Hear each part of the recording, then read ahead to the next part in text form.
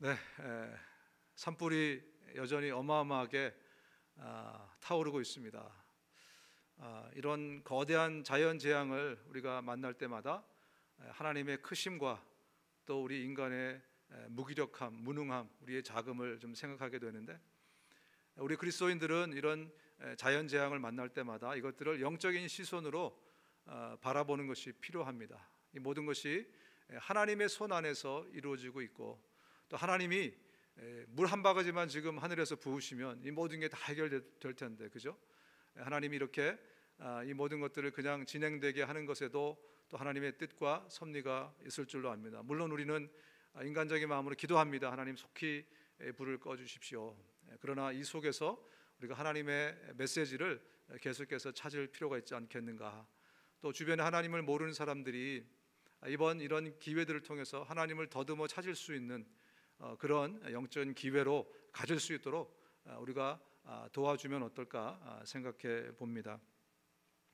네, 누가는 이 사도행전을 통해서 계속해서 우리에게 강조하고 있는 게 뭐냐면, 성령께서 이 땅에 또 우리 안에 내주하시면서 이제 성령 주도로 하나님의 사역을 이끌어 가시겠다. 성령님이 이 사역을 주도하시겠다.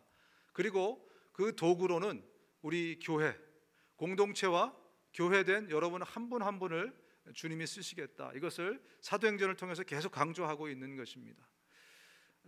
교회는 저와 여러분들이지 않습니까? 우리 공동체이지 않습니까? 이제는 성령 시대, 성령께서 이 땅에 오신 다음부터는 이제는 저와 여러분들이 성령의 주도하에 그분의 도구가 되어서 하나님의 사역들을 이루어가는 그런 사람이라는 것을 다시 한번 우리가 좀 기억했으면 좋겠고요. 성령께서 저와 여러분들을 쓰시기 위해서 우리가 준비되어져야 될 것들, 또 점검이 되어야 될 것들이 몇 가지가 있습니다. 근데 오늘 본문에 아주 중요한 두 가지 기둥, 두 가지 요소가 나왔는데요. 요즘 아시는 것처럼 우리 교회의 어떤 이미지, 또 교회의 위상이 정말 끄떡 없이 바닥을 지금 모르는 채로 계속해서 떨어지고 있습니다. 이런 가운데 오늘 우리가 살펴보고 있는 이 본문은 초대교회가 처음 탄생하는, 그야말로 정말 너무나 아름답고 프레시하고 너무나 이상적인 그 교회의 모습을 가지고 있습니다. 말씀을 우리가 함께 묵상하면서 이 두 교회, 오늘날의 교회와 또 이 초대교회의 그 아름다운 교회의 모습을 오버랩하면서 우리가 함께 묵상을 했으면 좋겠는데요. 그 가운데 우리 초대교회가 가지고 있는 아주 두 가지 중요한 요소를 우리가 함께 살펴보면서 또 우리 교회의 모습, 나의 모습들을 함께 좀 비교해 볼 수 있는 그런 시간이 좀 됐으면 좋겠습니다. 아름다운 교회란 어떤 모습을 갖고 있는가? 아름다운 교회는 첫 번째로 한 마음 한 뜻으로 기도하는 교회가 아름다운 교회입니다. 오늘 이 초대교회의 모습 가운데 우리가 제일 먼저 발견할 수 있는 것은 저들이 한 마음으로 한 뜻으로 어떤 문제가 다가오고 위기가 다가왔을 때 기도로 하나가 되었다, 기도로 연합되었다, 그 모습을 우리가 먼저 살펴볼 수 있습니다. 우리 본문으로 한번 돌아가서 23절 24절을 읽어드리겠습니다. 사도들이 노임에 그 동료에게 가서 제사장들과 장로들의 말을 다 알리니 그들이 듣고 한 마음으로 하나님께 소리를 높여 이르되 대주제여 천지와 바다와 그 가운데 만물을 지으시니요. 이제 베드로와 요한이 노임을 받자마자 집으로 가지 않았습니다. 아주 급한 마음을 가지고 공동체에게로 달려옵니다. 막 달려와서 처음 이 전해준 말이 무엇이겠는가? 그들이 와서 저 장로들이 한 말들, 제사장들이 한 말들을 전해줍니다. 그 말들이 무엇이냐면 앞으로 큰 환난과 핍박이 올 것이라는 거예요. 이제 교회에 위기가 올 거라는 그러한 경고를 저들에게 했던 것 같습니다. 그랬더니 저들이 이 공동체가 어떻게 반응합니까? 오늘 본문에 의하면 저들이 한 마음으로 하나님께 소리 높여 기도했다, 이렇게 기록하고 있습니다. 원어를 보면 한 마음이라는 것은 한 마음 한 뜻으로 라고 그렇게 표현이 되어 있습니다. 한 마음 한 뜻으로 저들이 앞으로 다가올 위기 앞에서 또 이 베드로와 요한이 전해준 그 간증을 저들이 붙들고 하나님 앞에 기도한 그 아름다운 모습을 첫 번째로 기록하고 있는 것을 우리가 확인할 수 있습니다. 여러분, 하나님이 우리에게 기도를 주셨다는 것, 이것은 정말로 어마어마한 일입니다. 하나님이 저와 여러분들에게 기도라는 것을 주셨다는 것은, 이것은 너무너무나 참 정말 특별한 일이고 너무너무나 감사한 일입니다. 저 같은 경우는 모태신앙, 저뿐만 아니라 또 많은 분들이 어릴 때부터, 또 어머니 뱃속에서부터 신앙생활을 한 분들은 이 특별함에 대해서 잘 못 느꼈을 수가 있어요. 제 경우를 이렇게 돌아보니까 유치부에서부터 고사리 손을 가지고 기도하는 법을 배웠고, 어머니의 늘 기도하는 모습을 봤고, 삶의 위기 때마다 기도하면 하나님이 해결해 주시고, 이러다 보니까 기도가 특별하다기보다는 너무나 자연스러운 일이었습니다. 제 삶의 일부였고, 그래서 저도 삶의 위기를 만날 때마다 기도하면 또 하나님이 해결하시고, 그런데 저 같은 사람이 아니고 이제 그냥 하나님을 모르고 살다가, 예수님을 안 믿고 살다가 중간에 예수님을 믿게 된 사람들에게는 그야말로 기도가 정말 특별한 일이 되었겠다, 그런 생각을 문득 하게 되었습니다. 그렇죠. 하나님을 전혀 모르고 예수님을 모르고 그냥 내 힘으로 이 세상의 어려운 일들을 헤쳐 살아가다가 예수님을 만나게 되고, 그 다음부터 하나님이 기도라는 것을 가르쳐 주시고, 기도해라, 이 기도를 배우고 난 다음부터 여러분의 삶이 얼마나 달라졌습니까? 제가 그걸 생각해 보면서 정말 기도라는 것은 위대한 것이다, 너무나 특별한 것이다 라는 것을 다시 한번 생각하게 됐습니다. 기도를 통해서 하나님의 하늘의 힘을 입고, 기도를 통해서 하나님과 교제하고 하나님을 만나고, 얼마나 큰 일을, 정말 큰 선물을 우리가 받게 된 것입니까? 여러분, 기도는 영적인 탯줄입니다. 이 탯줄이, 하나님의 생명이 우리 안에 들어오면서부터 기도라는 탯줄이 생겨나기 시작하는 겁니다. 그래서 이 기도는 하나님과 우리를 연결하고 있는 거예요. 이 기도를 통해서 하나님의 생명이 우리 가운데 들어오게 돼 있고, 그리고 이것이 하나님과 우리의 관계를 붙들고 있는 겁니다. 이 기도를 통해서. 그래서 우리는 이 기도가 이상이 생기지 않도록, 이 탯줄이 이상이 생기지 않도록 그렇게 우리가 이 기도를 봐야 됩니다. 이 어머니와 이 아이 사이에 탯줄에 문제가 생기면 어떻게 되죠? 큰일 나는 거죠. 생명의 위협이 되는 것이기 때문에 그렇습니다. 기도라는 것은 이렇게 정말 생명줄이고, 또 하나님과의 관계를 이어주는 너무너무나 중요한 요소라는 것입니다. 하나님께서 구약의 여러 사건들을 통해서 이 기도가 하나님과 우리 인간을 연결하는 탯줄이고, 이것이 생명줄이라는 것을 여러 군데서 보여주고 있습니다. 다니엘과 세 친구가 이제 바벨론의 포로로 1차로 끌려가게 됩니다. 바벨론은 1차, 2차, 3차에 의해서 포로로 이렇게 끌려가게 되는데요, 처음에 그들이 갔을 때 하나님이 그들에게 은혜를 주셨어요. 저 바벨론 땅에 당시에 이 고대 근동을 지배하고 있던 이 나라에 저들이 포로로 끌려갔는데, 하나님은 어떤 은혜를 주셨냐면 왕궁에서 일할 수 있는 은혜를 주셨어요. 그래서 이 다니엘과 이 세 친구가, 사드락과 메삭과 아벳느고가 같이 이 왕궁에서 일을 하게 됐습니다. 그런데 말입니다, 어느 날 이 느부갓네살 왕이 꿈을 꾸는 거예요. 꿈을 꾸는데 아마 희한한 꿈을 꾼 것 같아요. 그래서 이 왕이 명령을 해가지고 당시에 뭐 술사와 박사와 모든 지식인들을 다 부릅니다. 왕궁에 불러놓고 뭐라고 얘기를 하냐면, 너희들이 어젯밤에 내가 꾼 그 꿈이 무엇인지를 맞추고, 그리고 그 꿈을 해몽하라는 겁니다. 여러분, 이것보다 더 당황스러운 일이 어디 있겠습니까? 정말 황당한 일이 어디 있겠습니까? 꿈을 얘기해 주든가 뭐 그래야 뭔가 힌트라도 잡죠. 근데 꿈이 뭔지도 알아맞추고, 그리고 그 꿈을 해몽해라, 이거 완전히 말도 안 되는 거예요. 근데 뭐라고 얘기하냐면, 못 맞추면은 죽여버리겠다. 그런 말이 있더라고요. 억지 춘향이란 말이 있더라고요. 억지로 말도 안 되는 얘기를 지금 왕이 내렸는데, 왕이 그것을 명령으로 내렸어요. 그런데 안타깝게도 여기에 누가 포함이 되어 있냐면 다니엘과 세 친구가 여기에 포함이 되어 있습니다. 그래서 이 꿈이 뭔지 알아내지 못하고 맞추지 못하면 이 네 명은 다 죽게 되어 있다는 겁니다. 이 얘기를 제일 먼저 들은 다니엘이 성경에 보면 이렇게 기록하고 있습니다. 다니엘은 자기 집으로 돌아가 자기 친구 하나냐와 미사엘과 아사랴에게 그 일을 설명하고, 그들이 바벨론에 있는 다른 박사들과 함께 죽임을 당하지 않도록 하늘의 하나님께 자비를 구하고 이 비밀을 알게 해달라고 기도하자 하고 하였다. 다니엘이 이 세 친구들에게 막 달려가서 제일 먼저 한 게 뭐냐면 기도 모임을 소집한 것입니다. 우리가 함께 기도하자. 그들이 열심히 기도했습니다. 하나님 앞에 아마 목 놓아서 cry out to the Lord, 하나님 앞에 막 기도했던 것 같습니다. 그랬더니 그날 밤에 하나님께서 다니엘에게 그 꿈을 보여주십니다. 그 느부갓네살이 꿈꿨던 그 신상을 보여주시고 그 신상의 의미들을 다니엘에게 설명해 주십니다. 그리고 나서 다니엘이 그 꿈을 가지고 느부갓네살 왕을 찾아갑니다. 그 꿈을 맞추고 해석하니까 느부갓네살 왕이 깜짝 놀랐습니다. 그리고 나서 다니엘이 그때 처음 총리로 올라서게 되는 것입니다. 여러분, 뿐만 아니라 그 이후부터 다니엘은 4명의 다른 왕들을 섬기는, 왕들은 바뀌어도 총리는 바뀌지 않는 그런 은혜를 그가 입게 됩니다. 왜요? 그는 바로 기도의 사람이었기 때문에 그렇습니다.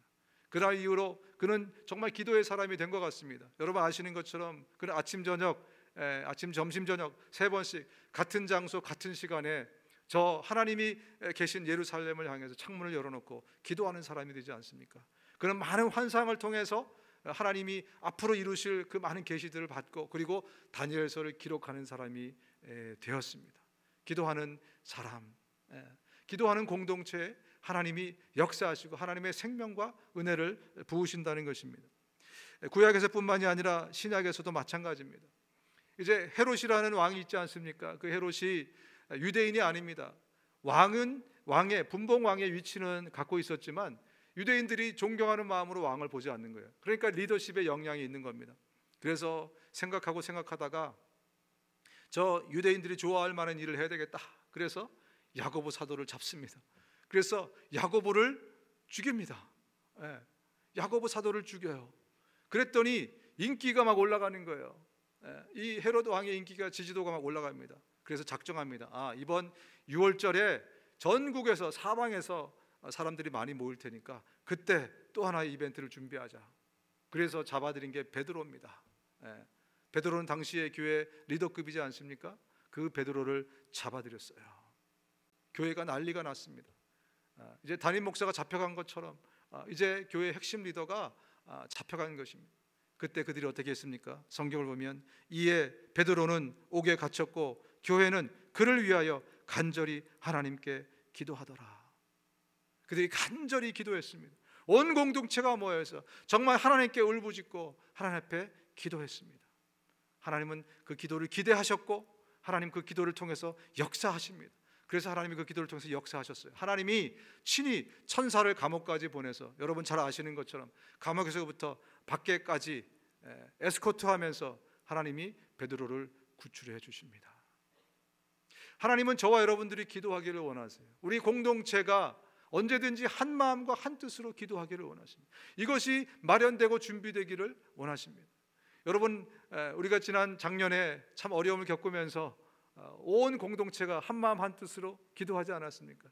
우리는 정말 가능성이 있는 공동체입니다. 하나님이 미리 그런 것들을 준비시켜 주신 것이 아닌가, 그러한 경험들을 미리 하게 하신 것이 아닌가. 성경에 보면 그것이 얼마나 귀중한 일인데, 우리 모든 교우가 한 마음이 한 뜻이 된다는 것이 얼마나 소중한 일인데, 또 그것을 기도의 힘으로 모은다는 것이 얼마나 위대한 것인데, 그것을 어떤 큰 일을 통해서 저와 여러분들에게 미리 경험시켜 주신 것입니다. 우리가 40일을 기도했고 또 따로 20일을 기도하면서 60일을 기도하는, 온 성도가 한마음 한뜻으로 60일을 기도하는 정말 기염을 토하는 놀라운 일을 저희가 경험했습니다. 우리가 그때 기도하지 않았었더라면 하나님의 일이니까 하나님이 알아서 하시겠지. 저 베드로는 하나님의 일꾼인데 하나님이 알아서 구해 주시겠지. 기도하지 않았더라면 결과는 어떻게 됐을 것인가. 여러분, 하나님은 저와 여러분들이 정말 기도하기를 원하십니다. 온 공동체가 한 마음과 한 뜻으로 기도하는 공동체가 되기를 원하십니다. 한편 하나님은 우리 공동체뿐만이 아니라 하나님은 여러 구약의 인물들을 통해서, 신약의 인물들을 통해서 기도하는 사람을 항상 찾고 계시다는 메시지를 우리 가운데 던져주고 계십니다. 하나님은 여전히 사람을 찾고 계신데 어떤 사람을 찾느냐? 기도하는 그 사람을 찾는다는 거죠. 그래서 찾아낸 사람 중에 하나가 우리 잘 아는 다윗 왕이지 않습니까? 다윗이지 않습니까? 다윗은 기도하는 사람이었습니다. 그는 왕이 되기 전부터 기도하는 사람이었고 왕이 되어서도 여전히 기도하는 사람이었습니다. 시편의 여러 구절들이 다윗은 기도하는 사람이었다는 것을 증언해주고 있습니다. 하나님이여 내게 응답하시겠으므로 내가 불렀사오니 내게 귀를 기울여 내 말을 들으소서. 시편 17편의 말씀입니다. 여호와 내 하나님이여 내가 주께 부르짖음에 나를 고치셨나이다. 시편 30절의 말씀입니다. 여러분 시편 전체를 이렇게 살펴보면 다윗이 많은 시들을 지었는데 다윗은 역시 기도하는 사람이었고 그랬기 때문에 하나님의 마음에 합한 사람이 됐구나. 하나님이 사람을 찾고 찾으시는데 어떤 사람을 찾으셨는가? 능력이 있고 어떤 다른 세상에서 필요한 것들을 준비된 학식이나 지식이나 재물이나 이것들이 준비된 사람을 찾은 것이 아니라 하나님은 하나님을 향해서 날 하나님을 앙망하고 바라보는 기도하는 그 사람을 찾고 계셨던 것입니다. 다윗이 나중에 어떻게 고백합니까? 주님, 나에게 단 하나의 소원이 있습니다. 나는 오직 그 하나만 구하겠습니다. 그것은 한평생 주님 집에 살면서 주님의 자비로운 모습을 보는 것과 성전에서 주님과 의논하면서 살아가는 것입니다. 이게 다윗의 소원이랍니다. 시편 27편 4절에 다윗이 자기의 소원을 말씀하고 있어요. 내 소원은 기도하면서 늘 주님과 교제하고 성전 안에 머물면서 하나님과 함께 살아가는 것, 이게 제 소원입니다. 여러분 당시의 왕이 누릴 일이 얼마나 많이 있겠습니까? 즐길 수 있는 일이 얼마나 어마어마하게 많이 있겠습니까? 그런데 다윗의 유일한 소원은, 단 하나의 소원은 하나님께 기도하는 사람으로 사는 것, 주님 앞에 나가서 예배자로 사는 것, 주님을 늘 만나고 주님과 교제하며 사는 것, 이게 다윗의 소원이랍니다. 한번 여쭙고 싶습니다. 여러분의 소원은 무엇입니까? 요즘 여러분들이 품고 있는 여러분들의 소원을 한번 확인해 보시기 바랍니다. 나는 어떤 소원을 가지고 있는가? 혹시 하나님 앞에 부끄러운 소원은 아닌지 우리의 소원을 한번 확인해 봤으면 좋겠습니다. 여러분 다윗이 기도하는 사람이 이스라엘을 다스릴 때는 정말 그야말로 부국강병을 이루었습니다. 가장 이스라엘 역사의 찬란한 40년의 세월, 마치 정말 천국 같은 백성들이 그런 삶을 40년 동안 살았습니다. 이제 다윗이 죽고 솔로몬이 그 뒤를 이었어요. 처음에 솔로몬도 기도하는 사람으로 그 왕의 일을 시작했습니다. 직분을 감당했습니다. 그래서 그가 1000번제를 하나님 앞에 올렸다는 것은 그는 정말 기도했다는 것입니다. 하나님 앞에 나갔다는 겁니다. 하나님께서 그것을 보시고 솔로몬에게 복을 주십니다. 그래서 무엇을 주십니까? 지혜를 주시죠. 지혜뿐만이 아니라 모든 물질과 부와 이 많은 것들을 정말 많은 사람들이 정말 부러워할 만큼 모든 것들을 다 솔로몬에게 주십니다. 그런데 말입니다, 솔로몬이 이제 왕 노릇을 쭉 하고 가다가 어느 순간부터 기도를 멈추기 시작합니다. 어느 순간부터 그는 기도하지 않습니다. 하나님을 더 이상 찾지 않습니다. 그래서 그는 그때부터 이제 이스라엘이 기울기 시작합니다. 이스라엘이 이제 망하는 길로 접어들기 시작하게 되는 것입니다. 성경에는 솔로몬의 삶을 이렇게 기록하고 있습니다. 열왕기상 11장 9절인데요. 솔로몬이 마음을 돌려 이스라엘의 하나님 여호와를 떠남으로 여호와께서 그에게 진노하시니라. 여호와께서 일찍이 2번이나 그에게 나타나시고. 이게 무슨 말입니까, 여러분? 솔로몬이 더 이상 기도하지 않아요. 하나님을 찾지 않아요. 왜? 자기의 지혜를 의지했기 때문에 그래요. 이제는 자기의 지혜를 의지하고 자기가 갖고 있는 모든 이 물질들, 이것들이 이 솔로몬을 하나님을 찾지 못하게 그렇게 만든 것입니다. 그랬더니요, 아주 민망한 일이 일어나죠. 하나님이 솔로몬을 찾아간 일이 2번씩이나 있었다는 거예요. 이것은 정말 민망한 일입니다. 얼마나 솔로몬이 하나님을 찾아가지 않았으면, 얼마나 기도하지 않았으면 하나님이 거꾸로 솔로몬을 찾는 일이 생겼다, 이렇게 성경이 기록하고 있는 것입니다. 여러분 어떠십니까? 솔로몬처럼 하나님이 나를 찾아오셔야 하는 그런 삶을 혹시 살고 계시지는 않는지요? 하나님은 하나님의 마음에 합한 자, 기도하는 자를 여전히 찾고 계신데 내가 하도 하나님을 안 찾아가니까 하나님이 나를 찾아오는 이런 민망한 삶을 혹시나 살고 계신지 우리 자신을 한번 돌아봤으면 좋겠습니다. 솔로몬 이후에 나라가 망하기 시작하는데 솔로몬이 죽고 르호보암이라는 솔로몬의 아들이 이제 왕이 되지 않습니까? 르호보암이 왕이 되자마자 이제 여로보암이라는 이름이 비슷한데 여로보암이라는 사람이 이 리더들을 당시에 백성들을 데리고 르호보암 왕을 찾아갑니다. 그래서 이렇게 묻습니다. 당신 아버지는 7년 동안 성전을 짓고 13년 동안 또 왕궁을 짓고 또 20년 동안이나 우리를 부역으로 괴롭혔습니다. 온 백성들이 얼마나 힘들게 세금 내야 되지, 가서 일해야 되지, 노동해야 되지.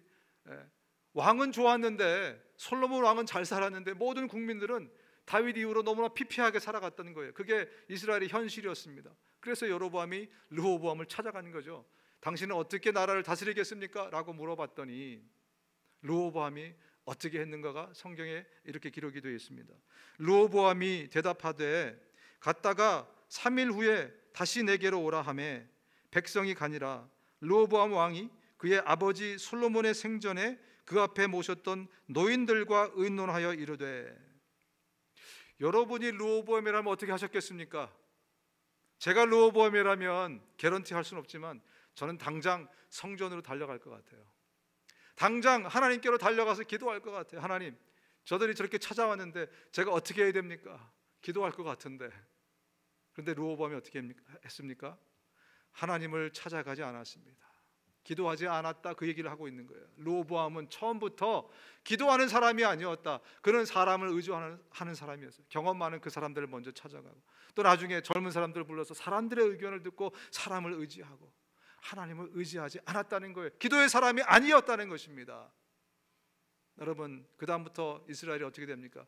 바로 그때부터 이스라엘이 두 동강이가 나버린 겁니다. 르호보암이 다스리는 유다와 북이스라엘 여로보암이 다스리는 그 나라로 나라가 두 동강이로 찢어져 버린 거예요.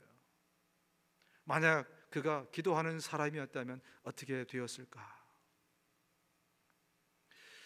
여러분, 기도를 열심히 하지 않은 이유를 들어보면 많은 분들이 이렇게 대답하십니다. 응답이 잘 안 돼서 그렇습니다. 어느 순간부터 안테나가 잘 안 잡혀요, 뭐 이런 얘기를 하시는 것을 들어보면 기도 응답이 잘 될 때는 기도 열심히 했는데 기도 응답이 안 되고 나서부터 잘 기도하기가 그렇고 그러다 보니까 기도에 게을러졌습니다. 이렇게 대답하시는 분들이 많이 계십니다. 여러분 어떠세요? 기도 열심히 하고 계십니까? 왜 기도를 열심히 안 하고 계십니까? 안 하신다면 여러분, 하나님이 우리가 기도를 응답해 주시는 것마다 다 응답이 되면 기도 열심히 하시겠습니까? 내가 기도하는 것마다 하나님이 다 들어주시면 여러분 기도 열심히 하실 거예요? 많은 분들이 네라고 대답하실 거예요. 그런데 여러분 곰곰이 생각해 보면요, 기도를 우리가 하는 것마다 하나님이 다 응답해 주신다. 그러면 기도를 더 열심히 안 할 것 같아요. 어느 순간부터는 기도를 안 하게 되는 것이 인간입니다. 마치 김정은이라는 사람이 살고 있는 삶을 우리가 살게 되는 거거든요. 그죠?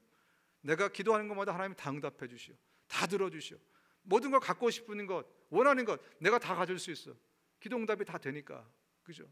그러면 내가 더 간절히 하나님을 찾고 더 간절히 기도할 것 같은데 우리의 삶은 뻔합니다. 내가 직접 경험해 보지 않아도 여러분 성경 보면 알잖아요. 그죠? 아니 우리 주변의 사람들을 봐도 알잖아요. 그죠? 내 과거의 경험을 봐도 알잖아요. 그죠? 기도 응답이 다 되니까 나중에 어떻게 됩니까? 심지어 하나님이 살아계신가? 심지어 이거 하나님이 들어주신 거 맞나? 이게 우리의 사실 솔직한 모습 아니겠습니까? 기도 응답이 다 되면 기도를 더 열심히 하겠다. 이것은 말이 안 됩니다. 말이 안 되는 것 같습니다. 왜 우리가 기도에 게을리게 되는가? 여러 요소가 있겠지만 제가 찾아낸 하나님이 가르쳐 주신 굉장히 중요한 요소는 뭐냐면, 우리가 기도를 잘 들으십시오. 간구와 간청의 기도에서 머물러 있기 때문에 그렇습니다. 원래 기도는 하나님 우리에게 주실 때 하나님과 사귐과 교제를 위해서 주시는 것인데, 우리는 단지 간청과 기도에서 기도를 멈춰버리기 때문에 더 이상 이 단계로 넘어가지 않는 거예요. 하나님을 사랑하는 단계로, 이 기도를 통해서 하나님과 사귐을 갖고 관계를 가지면서 하나님을 더 알아가는 단계로, 이것을 통해서 우리가 하나님의 마음을 읽고 하나님의 마음을 듣고 하나님의 생명을 듣고, 우리가 그 기도하는 시간 하나님께 달려가서 하늘의 생명을 우리가 부여받고 하늘에 주시는 참된 안식을 우리가 얻고, 세상에 줄 수 없는, 세상이 상상도 할 수 없는 그것을 우리가 기도하면서 하나님으로부터 얻는 그 탯줄을 통해서 얻는 그 시간인데, 그리고 우리의 정말 잃어버린 이 형상들을 기도하면서 하나님이 나를 고치시고, 하나님이 나의 잘못된 것을 커렉션 해주시고, 하나님이 말씀해 주시면서 그 말씀을 듣고 회개가 일어나고 주님과 이런 사귐과 주님과 이런 사랑의 교제가 일어나는 것이 기도인데, 여러분의 기도를 한번 살펴보시기 바랍니다. 여러분의 기도는 어느 단계에 머물러 있는가? 바로 하나님께 간청하고 하나님께 간구하고 기도, 그러면 당장 그것부터 떠오르십니까? 사실은 그것도 기도이지만 하나님은 그것을 주 목적으로 주신 기도가 아니라는 거예요. 주님은 나를 만나기 원하십니다. 주님은 날마다 하나님께 내가 그냥 달려오기를 원하시는 거예요. 달려와서 세상 것들을 다 내려놓고 내 생각과 마음을 다 그냥 정리하고 하나님께로만 내 마음을 집중하는, 여러분의 남편이, 여러분의 아내가, 특히 아내들이 그런 걸 요구한다고 저는 생각하는데, 여보 좀 다 잊고 좀 나한테 집중해봐, 나랑 좀 지금 사귐의 시간을 갖자고, 내 말을 좀 들어보고 나랑 좀 마음과 마음이 이렇게 왔다 갔다 하는 그런 교제를 좀 갖자고. 남편도 아내도 그런 것을 요구하지 않습니까? 아니, 우리 자녀들이 참 그랬던 것 같아요. 우리가 키우고 나서 보니까 막 다 잘해준 것만 우린 기억하는데, 우리 애들은 다 나쁜 것만 기억하면서 말하는 요지가 뭡니까? 자기가 정말 마음을 털어놓고 싶을 때, 마음과 마음이 엄마와 아빠와 왔다 갔다 하고 싶을 때 그렇게 하지 않았지 않느냐. 맨날 밥 먹었니? 돈 필요한 거 없니? 뭐 이런 식으로만 교제가 있었지, 정말 자기가 힘들고 어려울 때 마음을 터놓을 수 있는 그 상대는 아니었고, 그런 시간들이 다 지나갔는데 왜 이제 와서 자꾸 마음을 자기한테 알려달라 그래? 이제 와서 왜 자꾸 마음의 교제를 하자 그래? 참 우리 실수 많이 하지 않았습니까? 하나님 앞에서도 이제 실수하지 않았으면 좋겠습니다. 하나님이 기도하는 사람을 찾으시는데, 하나님 이거 주세요, 하나님 저거 주세요, 이 간구와 기도의 사람을 찾는 것이 아닙니다. 물론 중보를 위해서 우리가 그렇게 기도합니다. 중보를 위해서는 정말 간구하고 간청해야 됩니다. 하나님 그걸 원하십니다. 그런데 단지 우리의 필요와 우리의 소원을 위해서 그렇게 하는 기도를 거기에만 쓰는 그 사람을 찾는 것이 아니라, 정말 하나님 앞에 달려와서 이웃을 위해서 정말 cry out to the Lord for neighbors, 우리의 또 형제 자매 brothers and sisters, 우리 형제 자매를 위해서 그렇게 중보하고, 또 하나님 앞에 나와서 우리의 마음을 올려드리는, 내 마음이 이렇습니다, 또 주님의 마음을 알려주십시오, 하나님의 심장을 내가 갖기 원합니다, 하나님의 마음을 알려주십시오. 이게 진정한 기도입니다. 어떤 분들은 팬데믹 기간이 정말 너무 감사하다고 얘기합니다. 왜냐하면 이 팬데믹 기간에 라이프 스타일이 굉장히 단순화가 됐어요. 그래서 기도할 시간이 더 많다는 거예요. 기도할 시간이 더 많아졌다는 거예요. 하나님 앞에 나갈 수 있는 시간이 더 많아졌다는 겁니다. 어떤 사람들은 너무 힘들대요. 너무 다운됐대요. 확인해 보면 틀림없이 기도 시간이 터무니없이 작습니다. 그저 뭐 달라 간청하고 간구하고, 여기서도 이것도 잘 안 해. 그게 또 기도의 다인 줄 알고 그것만 하던, 그렇기 때문에 피폐할 수밖에 없죠. 이 탯줄이 말라갈 수밖에 없죠. 하나님이 생명을 공급할 수 없는데, 여러분 이 탯줄 관리를, 기도 관리를 잘 하셔야 됩니다. 정말 오늘부터 여러분 하나님의 말씀을 들었으니, 이제 이 기도의 의미가 무엇인지 알았으니 이제 기도하십시오. 하나님께 달려가십시오. 뭐 간청과 간구를 위한 것이 아니라 하나님을 만나러 가십시오. 하나님의 마음을 들으러 가십시오. 하나님의 생명을 마시러 가십시오. 안식하러 가십시오. 하나님 앞에 그저 앉아있는 시간이, 그 시간이 안식하는 시간입니다. 하나님은 그 시간을 통해서 우리는 보이지 않지만 하늘의 생명과 안식을 우리 가운데 주시고, 잃어버렸던 평안을 찾게 해주시고, 우리의 마음을 만져주시고, 잃어버린 형상을 고쳐주시고, 위대한 시간입니다. 예수님도 이 땅에 탯줄을 갖고 계셨던 것을 기억하십시오. 예수님이 무엇을 하셨겠습니까? 기도 시간 동안에 하나님과 사귐과 교제의 시간을 갖지 않았겠습니까? 또 우리를 위해서 또 중보하는 시간을 갖지 않았겠습니까? 하나님, 나 뭐 필요한데요? 나 저것 주세요, 이것 주세요, 내 소원이 이건데요. 아마 그런 기도 안 하셨을 겁니다. 여러분, 이제 우리가 이 단계의 기도의 사람이 되실 수 있기를 주님의 이름을 축원합니다. 한 가지 더 중요한 요소가 있습니다. 두 번째 기둥이 있습니다. 아름다운 교회는 말씀이 풍성한 교회입니다. 말씀이 풍성한 교회, 모든 사람이 말씀에 실력이 있는 교회, 말씀으로 교제하는 교회, 아름다운 교회입니다. 초대교회가 바로 그런 교회였다는 흔적을 주님이 말씀을 통해서 가르쳐 주십니다. 본문으로 돌아갑니다. 25절 28절입니다. 또 주의 종 우리 조상 다윗의 입을 통하여 성령으로 말씀하시기를 어찌하여 열방이 분노하며 족속들이 허사를 경영하는고 세상의 군왕들, 이게 다 기도의 내용입니다. 나서며 관리들이 함께 모여서 주와 그의 그리스도를 대적하도다 하시니로소이다. 과연 헤롯과 본디오 빌라도는 이방인과 이스라엘 백성과 합세하여 하나님께서 기름 부으신 거룩한 종 예수를 거슬러 하나님의 권능과 뜻대로 이루려고 예정하신 그것을 행하려고 이 성에 모였나이다. 지금 우리는 그들이 공동체가 기도하는 기도의 내용을 읽었습니다.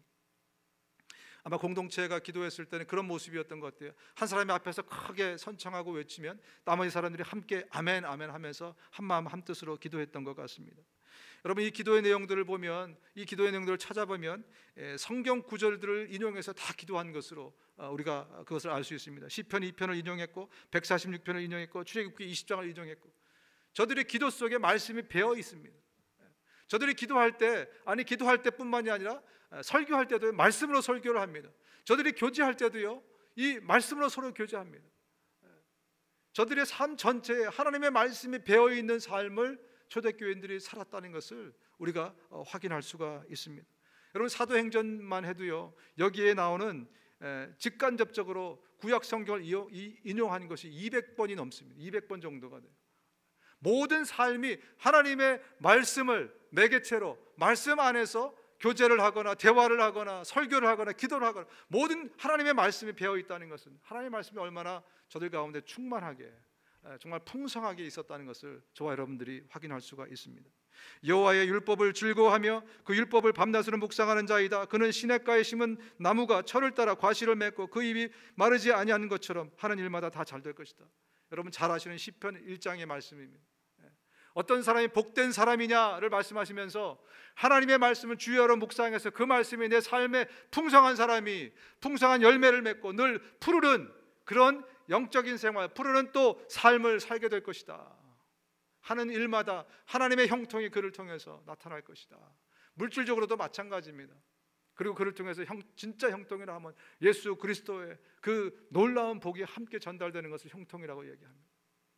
이러한 놀라운 일들이, 여러분 이런 삶을 살고 싶지 않습니까? 정말 이렇게 풍성한 삶을 살고 싶지 않습니까? 이런 풍성한 삶을 사는 사람 곁에 가면 나도 풍성해져요. 그죠? 메마르고 나도 정말 곰핍하고 이런 상태에 여러분 그런 풍성한 삶을 사는 사람을 찾아가서 대화 몇 마디만 하다 보면 나도 그 풍성함이 막 전해질 정도로, 그렇게 정말 멋진 삶입니다. 초대교회는 이런 삶으로 성도들의 삶이 가득 차 있었다는 것입니다. 우리 기독교 역사를 가만히 들여다보면 기독교의 암흑기들이 있습니다. 대표적인 암흑기들이 있어요. 사사기 400년 암흑기였습니다. 또 구약과 신약의 말라기와 마태복음 사이의 400년 중간기, 그 시간도 암흑기라고 이야기합니다. 또 대표적인 중세시대, 공통점이 뭡니까 여러분? 그 암흑기의 공통점이 뭐예요? 말씀이 없었다는 겁니다. 하나님이 선지자를 통해서나 아니면 누군가를 통해서, 제사장을 통해서 말씀을 주시지 않았다는 거예요. 말씀이 풍성했던 시대는 오히려 반대의 일들이 일어납니다. 하나님께서 아모스 8장에 이렇게 말씀하지 않습니까? 주 여호와의 말씀이니라. 보라, 날이 이를지라 내가 기근을 땅에 보내리니 양식이 없어 주림이 아니며 물이 없어 가람이 아니요 여호와의 말씀을 듣지 못한 기갈이라. 사람이 이 바다에서 저 바다까지, 북쪽에서 동쪽까지 비틀거리며 여호와의 말씀을 구하려고 돌아다녀도 얻지 못할 것이다. 말씀이 있냐 없냐에 따라서 우리의 삶이 피폐하게 되느냐, 풍성케 되느냐, 시냇가에 심은 나무처럼 되느냐, 이것이 결정된다는 것입니다. 부흥기, 중흥기도 있었습니다. 암흑기와는 반대로 부흥의 시절, 중흥의 시절이 있었습니다. 대표적인 것들 중에 하나가 남유다가 이제 망해가던 끄트머리에 끝에서 다섯 번째 왕이죠. 16대 왕이었던 이 요시야 왕 시대입니다. 요시야가 8살에 왕이 됐어요. 8살에 왕이 됐는데 그 할아버지가 므낫세라는 어마어마한 우상 숭배의 대표 주자 중에 하나였습니다. 그러나 감사하게 요시야가 8살에 왕이 되면서 이는 이제 주변의 사람들을 통해서 제사장들과 사람들을 통해서 하나님을 찾는 그런 왕으로 자라게 됐어요. 왕이 된 지 18년이 됐어요. 왕이 된 지 18년이 됐는데 성전에서 성전을 청소하고 수리하다가 거기서 율법책을 발견하게 됩니다. 18년 동안 하나님의 말씀이 전국적으로 닫혀 있었던 거예요. 정말 암흑기였던 거죠. 왕이 돼서 18년 만에 바로 그것을 율법책을 성전에서 발견하게 되는 거예요. 히스기야 왕 이후로 50년 동안 어떻게 보면 거의 제가 계산한 것보다 훨씬 더 긴 세월이 될 수도 있습니다. 50년 이상을 그 하나님의 말씀이 성전에서 고이 잠들어 계셨던 거예요. 먼지가 수북하게 쌓였던 거죠. 그것을 발견했다고 왕께 가지고 달려왔습니다. 요시야가 갖고 달려왔어요. 요시야가 이에 같이 한번 읽었으면 좋겠습니다. 좀 기니까 같이 한번 읽겠습니다. 시작. 이에 왕이 여호와의 성전에 올라가매 유다 모든 사람과 예루살렘 주민과 제사장들과 선지자들과 모든 백성이 노소를 막론하고 다 왕과 함께 한지라. 왕이 여호와의 성전 안에서 발견한 언약책의 모든 말씀을 읽어 무리의 귀에 들리고 왕이 단 위에 서서 여호와 앞에 언약을 세우되 마음을 다하고 뜻을 다하여 여호와께 순종하고 그의 계명과 법도와 율례를 지켜 이 책에 기록된 이 언약의 말씀을 이루게 하리라 하매 백성이 다 그 언약을 따르기로 하니라. 요시야가 얼마나 흥분했으면 제사장이 아니라 자기가 직접 이 말씀을 들고 가서 모든 백성을 다 모이게 해라. 여의도 광장에 다 모이게 한 다음에 성전 앞에 다 모이게 한 다음에 그 백성 앞에서 왕이 직접 이 말씀을 읽었다는 거예요. 그러면서 이전에 보면 왕이 막 옷을 찢고 난리법석을 핍니다. 아니 정말 이런 일이 있을 수 있느냐? 하나님의 말씀이 여기 있었단 말이냐? 이 요시야가 다스리던 잠깐이었지만 이 시간 동안에 다시 한번 하나님이 은혜를 베푸시고 하나님의 부흥이 중흥이 있었던 것을 기억합니다. 그러나 안타깝게도 그의 아들 요아스, 요아김, 또 손자 요아긴, 또 아들 시드기야, 이렇게 나머지 네 왕들이 쭉 왕권을 이어받으면서 어떤 일이 벌어졌습니까? 다시 하나님의 말씀을 덮어서 버리기 시작했습니다. 말씀이 다시 사라져 버렸어요. 그 후로 이 유다는 망하게 됩니다. 그래서 그들이 바벨론으로 끌려가게 돼요. 나라는 없어지고 모든 것들은 다 회파되고 그리고 그들이 그냥 포로로 끌려가게 됩니다. 그리고 나서 요시야 이후에 약 177년 정도 제가 계산한 거에 의하면 거의 180년 가까이 후에야 비로소 다시 한번 또 영적인 부흥이 일어나는데 어떻게 언제 부흥이 일어나느냐? 하나님의 율법책을 낭독하고 그 뜻을 해석하여 백성에게 그 낭독한 것을 다 깨닫게 하니 백성이 율법의 말씀을 듣고 다 우는지라. 느헤미야 8장 8절입니다. 이제 세 번에 걸쳐서 포로로 끌려갔잖아요. 다시 세 번에 걸쳐서 하나님이 귀환을 하게 해주십니다. 그때 마지막으로 느헤미야가 백성들을 이끌고 들어왔을 때 에스라와 더불어서 함께 한 일이 뭐냐면 다시 영적 부흥을 다시 한번 우리가 영적 중흥기를 갖자 하면서 했던 일이 뭐냐면 모든 백성들을 수문 앞에 모으고 하나님의 말씀을 낭독해서 읽는 일이었습니다. 그래서 그 말씀의 의미를 백성들에게 가르쳐주고 그래서 그들은 종일토록 거기서 말씀을 듣고 회개하고 옷을 찢고 다시 한번 영적 부흥기가 일어났습니다. 이 모든 것의 공통점이 무엇입니까? 하나님의 말씀이 흥왕했다는 것입니다. 하나님의 말씀이 저들의 삶 가운데서 풍성해졌다는 것입니다. 그때 하나님의 부흥이 또 하나님의 생명 부으심이 가득했다라는 것을 우리가 확인할 수가 있습니다. 그러면 어떻게 안디옥 교회가 모 교회인 예루살렘 교회를 제치고 선교하는 교회로 먼저 발돋움을 할 수 있었을까? 안디옥 교회가 어떻게 예루살렘 교회를 제치고 그리스도인이라는 이 영예로운 칭호를 먼저 들을 수 있었을까? 그 원인을 사도행전 11장에 이렇게 기록하고 있습니다. 바나바가 사울을 찾으러 다소에 가서 만남에 안디옥에 데리고 와서 둘이 교회에 1년간 모여 있어 큰 무리를 가르쳤고 제자들이 안디옥에서 비로소 그리스도인이라 일컬음을 받게 되었더라. 바나바가 바울을 찾으러 갔습니다. 가서 데려와서 안디옥 교회에서 1년 동안 뭘 했다고요? 말씀을 집중적으로 가르친 거예요. 하나님의 말씀을 집중적으로 가르친 겁니다. 그리고 나서 안디옥 교회가 완전히 당시에 영적 흐름을 리드하는 교회로 그렇게 자리매김을 하게 된 것입니다. 여러분, 말씀이 우리의 삶의 중심에 있을 때 그때 비로소 우리는 제대로 앞을 보고 신앙생활할 수 있게 돼요. 주의 말씀은 내 발의 등이요 내 길의 빛이시나이다. 빛이 없는데, 등이 없는데 우리가 암흑 가운데, 어두움 가운데 살 수밖에 없지 않습니까? 여러분, 말씀을 읽지 않는데, 말씀을 묵상하지 않는데 어떻게 이 어두운 이 환경들을, 여러분의 삶을 헤쳐나갈 수 있겠습니까? 우리에게 빛이 필요하지 않습니까? 등이 필요하지 않습니까? 그렇다면 나 개인에게, 또 우리 교회 공동체에 말씀이 풍성해야 되지 않겠습니까? 이 팬데믹 기간 동안에 초창기에 하나님이 저에게 개인적으로 그런 말씀을 주셨습니다. 잠잠히 있어라, 가만히 있어라, 뭐 하지 말아라. 가만히 있었습니다. 왜 가만히 있게 하셨습니까? 내가 누군지, 내 신앙 상태가 어디 있는지, 거품인지 아닌지 그것을 확인케 하기 위해서 하나님 그렇게 하신 것 같습니다. 그래서 다들 내가 이거밖에 안 되는구나, 교회 문이 닫히고 예배가 닫히고 이랬더니 원래 나의 모습대로 막 돌아가 버린, 정말 훈련되지 않은, 정말 준비되지 않은, 성숙되지 않은 나의 모습들을 많이들 발견하셨다는 얘기를 많이 들었습니다. 알고 보니까 내가 이거밖에 안 됐네요. 두 번째 팬데믹이 왔을 때 주님이 그때 말씀하신 것은 준비하라였습니다. 그래서 시작한 것이 1:1 제자 양육 공부였습니다. 여러분, 1:1 제자 양육은 한 사람이 한 사람의 말씀을 가리키는 건데, 사실은 말씀을 가리키는 것이 아닙니다. 말씀을 가운데 두고 두 사람이 교제하는 것입니다. 하나님의 말씀을 두고 같이 교제하는 것입니다. 말씀을 두고 서로 마음을 나누는 것입니다. 하나님의 말씀을 가운데 두고 서로 아픈 얘기들이 오가고, 정말 힘들고 어려웠던 얘기들 서로 간에 이 말씀을 통해서 교제하는 그 시간이 바로 1:1 제자 양육 시간입니다.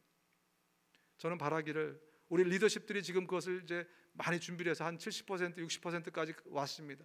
이 팬데믹이 끝나면 우리 모든 교우들이 함께 말씀을 가운데 두고 서로가 1:1로 만나서 말씀을 가운데 두고 교제할 수 있는 그런 교회가 되기를 간절히 바랍니다.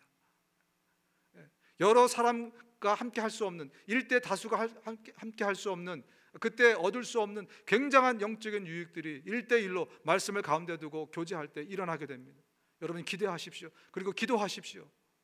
내가 먼저 배웠기 때문에 같이 우리가 그것을 하는 것이지, 나보다 잘났고 성경을 더 잘 알고 믿음의 수준이 높기 때문에 하는 것이 아닙니다. 지금 우리 리더십들이 다 준비하고 있으니 여러분, 기도하면서 기대하시기 바랍니다. 그래서 모든 교회들이 그물망처럼 다 이렇게 1:1로 연결되어서 말씀이 우리의 교제 가운데 중심이 될 수 있도록, 그런 우리 교회가 되었으면 좋겠습니다. 팬데믹 기간 동안에 정말 하나님께서 이와 같은 일들을 주신 것은, 이제 이 팬데믹 문이 열리게 되면 우리 공동체를 통해서, 우리 각 개인을 통해서 하실 일이 많이 있기 때문에 그렇습니다.